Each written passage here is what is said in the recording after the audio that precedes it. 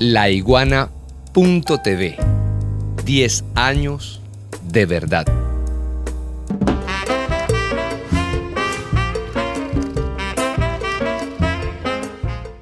Ahí ven ustedes entonces cómo el malestar de un escándalo, en este caso por el tema de la pandemia y las fiestas, asociado a una situación socioeconómica que va de mal en peor, crea un cóctel Molotov que termina explotándose, en este caso a Boris Johnson, pero se le terminará explotando a otros miembros del G7, de la OTAN, etc. ¿Por qué?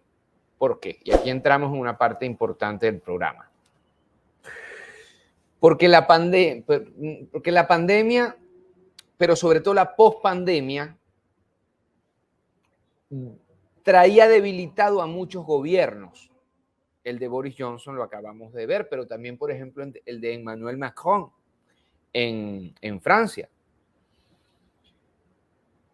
¿Y qué pasa? Que la guerra en Ucrania, oído al tambor con lo que estoy planteando, ¿qué pasa? Que la guerra en Ucrania funge como un bote salvavidas en medio de la mar, en medio de la tormenta pospandémica donde están metidos muchos de estos gobiernos.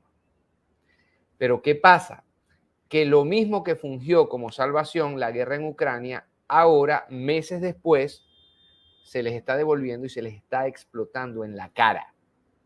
Insisto, si bien es cierto que el salvavidas para que muchos gobiernos se mantuvieran en el poder, pensemos en Macron ahorita, que acaba de ganar las presidenciales, pero acaba de perder la mayoría en las legislativas justo después.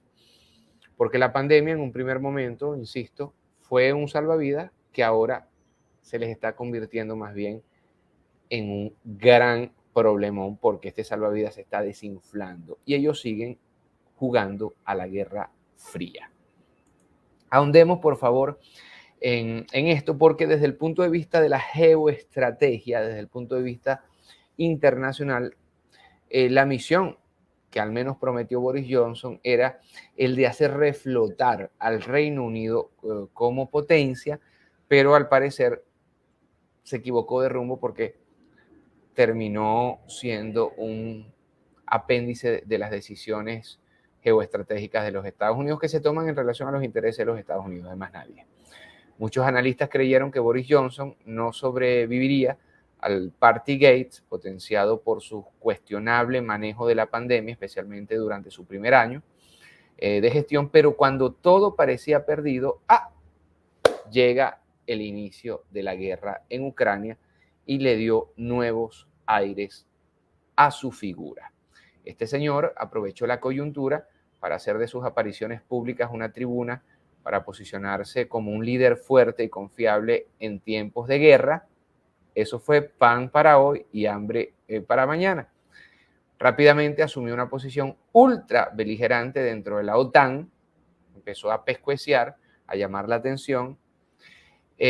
Acudió, recuerden ustedes, a Ucrania, acudió a Kiev en repetidas ocasiones para respaldar en persona a Volodymyr Zelensky, que no le va a servir de ayuda, claro que no, ya está votado.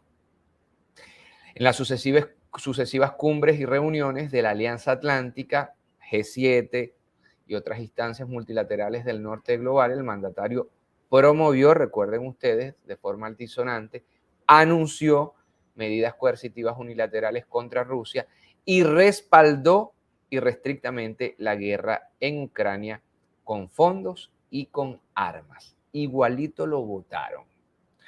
No obstante, huelga decir que esta política se inscribe dentro de una de más largo aliento, largamente acariciada por Londres, y que la crisis ucraniana solamente ha servido de instrumento para intentar reflotar la posición, como lo dije poco antes, del Reino Unido en el concierto internacional que, recuerden ustedes, ha venido debilitándose de más en más desde el fin de la Guerra Fría y ya hace algunos años de esto.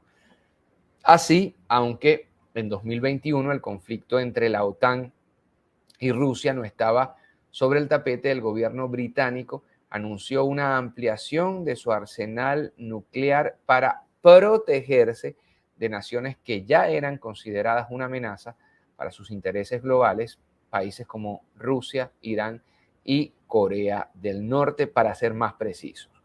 En todo caso, la decisión no estuvo exenta de polémica porque violenta el Tratado de No Proliferación de Armas Nucleares, suscrito también por el Reino Unido por ahí por 1972, que obliga al país a desmantelar su arsenal nuclear y no contempla incrementos en la cantidad de ojivas ya existente bajo ninguna circunstancia.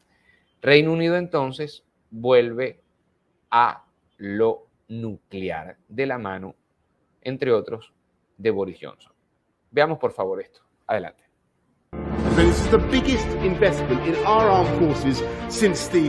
A mediados de marzo, el primer ministro británico, Boris Johnson, soltó una bomba al anunciar un aumento del 40% en el arsenal nuclear del país. Bajo la revisión integrada de seguridad, defensa, desarrollo y política exterior, el Reino Unido planea incrementar el límite del número de ojivas nucleares Trident de 180 a 260 a mediados de la década. Al presentar a Rusia como la amenaza más fuerte para la seguridad del Reino Unido, el país, según la revisión integrada de seguridad, ya no publicará cifras sobre el tamaño de su arsenal operativo para mantener a sus adversarios bajo una ambigüedad deliberada. Este es el primer aumento en las reservas armamentísticas de este tipo que lleva a cabo el Reino Unido desde el final de la Guerra Fría, un hecho que hace parecer a Londres agresivo y hostil.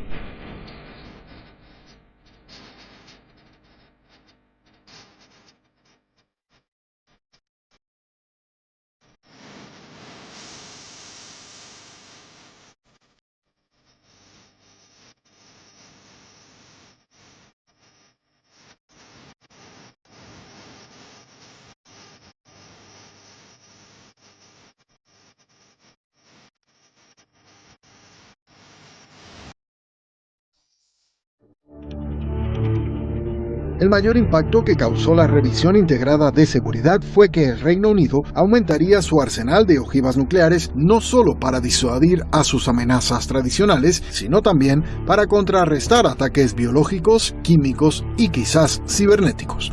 El gobierno británico dice que el incremento en el número de ojivas es un reconocimiento del entorno de seguridad en evolución, incluida la gama en desarrollo de amenazas tecnológicas y doctrinales. Los expertos que revisan el lenguaje de este reporte dicen que sugiere que en caso de que se produzcan ataques biológicos, químicos, cibernéticos o de bombas sucias a gran escala, con consecuencias devastadoras, el Reino Unido consideraría un contraataque nuclear.